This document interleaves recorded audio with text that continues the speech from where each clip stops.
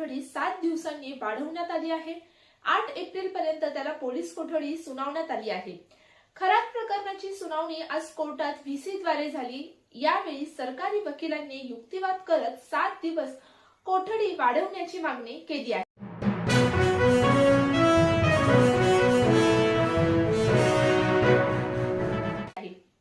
शशिकांत शिंदे यांनी राष्ट्रवादीच्या एकत्रीकरणाबाबत अजित पवार यांच्यासोबत चर्चा झाल्याचे पुन्हा स्पष्ट करत सत्य उशिरा का होईना समोर आलं असं म्हटलंय।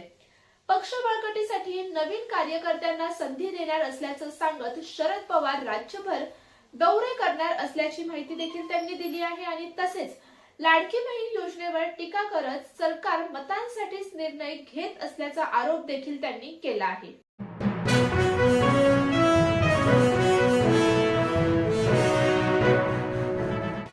अशोक खरात यांचे एक कारनामे समोर येत आहेत। सध्या तो पोलीस कोठडीमध्ये आहे तर त्याची बायको कल्पना खरात ही फरार आहे। शिर्डी पोलिसांकडून कल्पना खरात हिचा शोध सुरू आहे, मात्र ती अजूनही पोलिसांच्या हाती लागलेली नाही।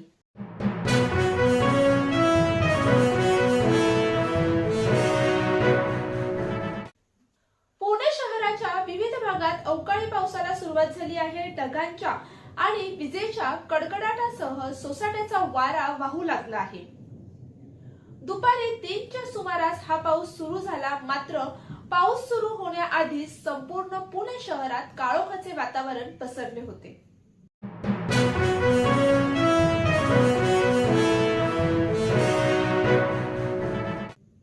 ज्येष्ठ सनदी अधिकारी तुकाराम मुंढे यांच्या संदर्भात एक महत्त्वाची बातमी समोर आली आहे। IAS तुकाराम मुंढेंना मातृशोक झाल्याची माहिती समोर येत आहे। IAS मुंढे यांच्या आई आसराबाई हरिभाऊ मुंढे यांचं पुण्यात निधन झालंय आणि त्यांचं पार्थिव बीड जिल्ह्यातील त्यांच्या ताडसेना या मूळ गावी नेण्यात येणार असल्याची माहिती देखील समोर आली आहे।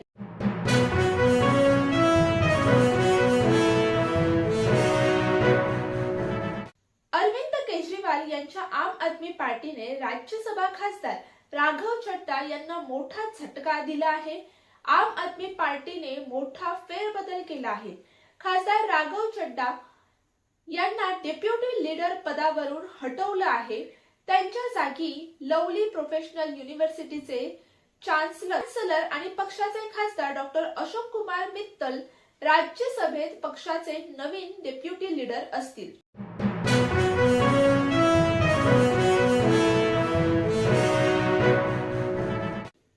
राज्यातील काही भागात आज गारपिटीसह पावसाचा अंदाज वर्तवला आहे। पावसाला पोषक हवामान सध्या राज्यात आहे। मध्य महाराष्ट्र आणि मराठवाड्यात वादळी वाऱ्यासह जोरदार गारपीट होण्याची शक्यता देखील आहे। मध्य महाराष्ट्रासह मराठवाड्यात आज गारपीट आणि पावसाचा ऑरेंज अलर्ट जारी करण्यात आला आहे। अहिल्यानगर, छत्रपती संभाजीनगर, बीड, जालना, धुळे, नंदुरबार, नाशिक, जळगाव या भागात पावसाचा ऑरेंज अलर्ट जारी करण्यात आला आहे, तर राज्यातील इतर भागात आज पावसाचा येलो अलर्ट जारी करण्यात आला।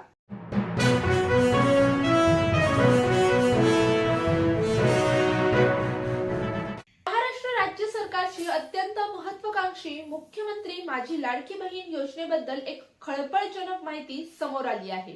लाडकी बहीण योजनेच्या अंमलबजावणीनंतर करण्यात आलेल्या पडताळणीमध्ये तब्बल 71 लाख महिला अपात्र ठरल्या आहेत। सुरुवातीला पात्रतेचे निकष शिथिल ठेवल्यामुळे आणि अर्जाची पडताळणी प्रलंबित ठेवल्यामुळे हा प्रकार घडल्याचे समोर आले आहे। या अपात्र लाभार्थ्यांना सरकारने गेल्या 20 महिन्यात सुमारे 21,300 कोटी रुपये खर्च केले असल्याचे देखील स्पष्ट झाले।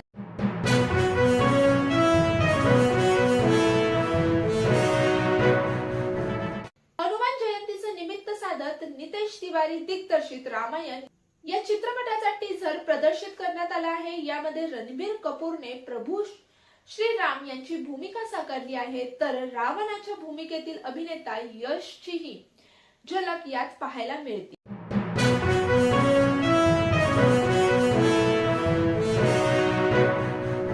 राज्यातील राजकारणात पुन्हा एकदा महाभूकंप येणार असा दावा ठाकरे गटाचे खासदार संजय राऊत यांनी सकाळी घेतलेल्या पत्रकार परिषदेत सांगितले आहे। महायुतीतील राष्ट्रवादी काँग्रेस आणि शिंदे शिवसेनेतील किती आमदार भाजपमध्ये प्रवेश करणार आहेत याचा थेट आकडाही त्यांनी जाहीर केला आहे.